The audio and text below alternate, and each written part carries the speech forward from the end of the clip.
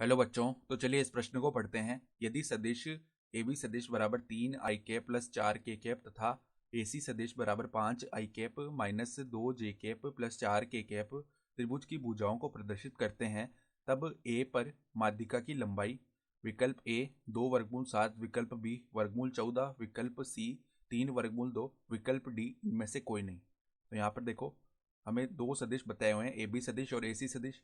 तो अगर ये त्रिभुज की भुजाओं को प्रदर्शित करते हैं, तब हमें ए पर माध्यिका की लंबाई याद करनी है। तो प्रश्न में आगे बढ़ने से पहले इस प्रश्न से संबंधित जो मुख्य उदाहरण है उसकी हम चर्चा कर लेते हैं। देखो मुख्य उदाहरण, यदि देखो हमें इसके लिए क्या पता होना चाहिए, सदिशों के योग का त्रिभुज नियम। तो देखो सदिश योग योग के त्रिभुज नियम के अनुसार के त्रिभुज नियम के अनुसार यदि यदि दो सदिश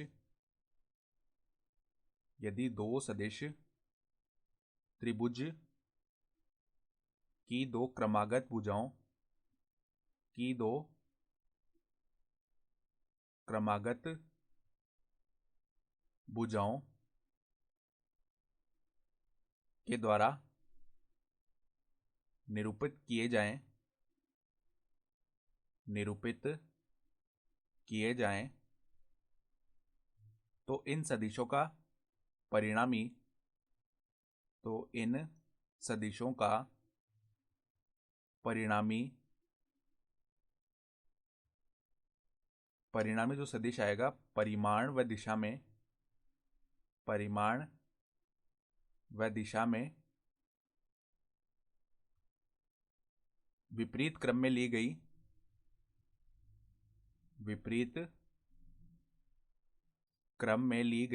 त्रिभुज की भुजा के द्वारा निरूपित किया जाता है। विपरीत क्रम में ली गई त्रिभुज की भुजा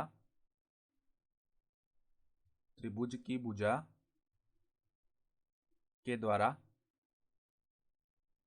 निरूपित किया जाता है। ठीक है, तो ये होता है सदिश योग का त्रिभुज नियम।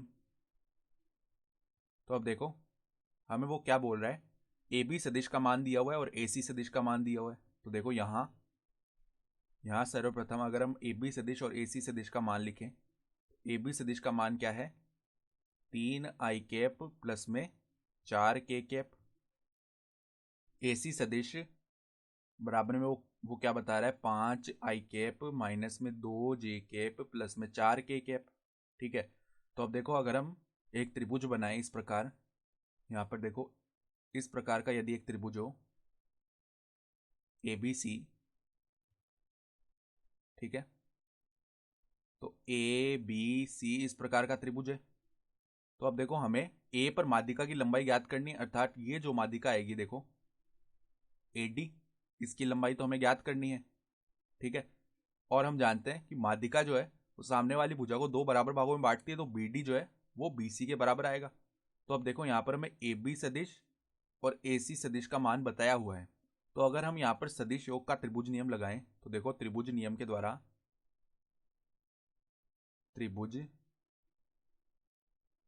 द्वारा हम क्या बोल सकते हैं, यहाँ पर त्रिभुज नियम के द्वारा यहाँ पर अगर त्रिभुज नियम लगाएं तो देखो ए बी सदिश प्लस में जो बी सी सदिश आएगा, ये होगी दो क्रमागत भुजाएं एक ही क्रम में। ठीक है, तो देखो ए बी सदिश प्लस में जो बी सी सदिश आएगा, वो जो तीसरी भुजा है, अर्थात इन दोनों सदिशों का जो योग है वो किसके बराबर आएगा, जो तीसरी भुजा है विपरीत क्रम में लेना उसे, अर्थात ए सी सदिश, तो ये इसके बराबर आना चाहिए। ठीक है, तो अब देखो हमें यहाँ से ए बी सदिश और ए सी सदिश का मान तो दिया हुआ है, तो हम बी सी सदिश निकाल लेंगे। तो बी सी सदिश बराबर में ए सी सदिश माइनस में ए बी सदिश। तो ए सी सदिश का मान देखो क्या दिया हुआ है, 5 i cap minus 2 j cap plus 4 k cap. 5 i cap minus 2 j cap plus में 4 k कैप, ये दिया हुआ है। ठीक है, और ए बी सदिश का मान है 3 i कैप प्लस में 4 k कैप, तो माइनस में 3 i कैप प्लस में 4 k कैप। ठीक है, तो देखो 5 i cap minus 3 i cap हो जाएगा 2 i कैप, फिर माइनस का 2 j कैप और 4k माइनस 4k 0 हो जाएगा। तो BC सदिश का मान तो ये आ गया। अब अगर हम BD सदिश निकालें यहाँ से, तो देखो BD सदिश क्या हो जाएगा, जो BC सदिश है उसका आधा हो जाएगा, क्योंकि यहाँ पर देखो BD और DC आपस में बराबर है। तो अगर हम BD सदिश लिखना चाहें तो वो क्या हो जाएगा, 1/2 BC सदिश। तो देखो BC सदिश को हम 1/2 से गुणा करेंगे तो क्या आ जाएगा, I माइनस में J। ठीक है।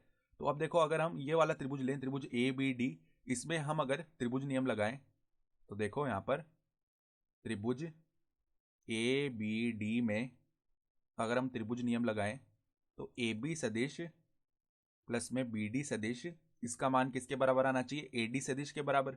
और AD सदिश ही तो हमें निकालना है, अर्थात कि माध्यिका की लंबाई के लिए AD सदिश चाहिए होगा। तो अगर देखो AD सदिश निकालें हम, तो AB सदिश और BD सदिश को जोड़ देते हैं। तो AB सदिश का जो मान है वो कितना है, 3I प्लस में 4K प्लस में BD सदिश का मान हम निकाल चुके हैं I माइनस में J। तो ये AD सदिश का मान कितना आ गया, यह आ जाएगा 4I माइनस J प्लस में 4K, ये बन गया। तो अब देखो हमें माध्यिका की लंबाई निकालनी है, तो AD सदिश का जो परिमाण है वो निकाल लेंगे। तो परिमाण निकालने के लिए हम क्या करते हैं, पहले वर्गमूल और उसके अंदर जो I J और K के गुणांक होते हैं उनका वर्ग करके उनको जोड़ देते हैं। तो देखो I का गुणांक 4 है तो यहाँ पर आ जाएगा उसका वर्ग अर्थात 16। फिर प्लस में देखो J का गुणांक -1 है तो यहाँ पर आ जाएगा प्लस का 1 वर्ग करने पर, और यहाँ पर आ गया 16। ठीक है। तो ये कितना बन गया, वर्गमूल के अंदर यहाँ पर कितना बन जाएगा, 16 प्लस 1 होता है 17, और 17 प्लस में 16 करेंगे तो हमारे पास में आ जाएगा 33। तो वर्गमूल 33 ये बन जाएगा। तो यहाँ से देखो जो माध्यिका की लंबाई है वर्गमूल 33 आ गई, अर्थात हमारा उत्तर देखो कौन सा सही हो जाएगा। यहाँ पर ए विकल्प में 2 वर्गमूल 7 है, बी में वर्गमूल 14 है, सी में 3 वर्गमूल 2 है। तो हमारा जो यहाँ पे विकल्प डी है अर्थात इनमें से कोई नहीं, वो हमारा सही विकल्प हो जाएगा। तो देखो हम लिख सकते हैं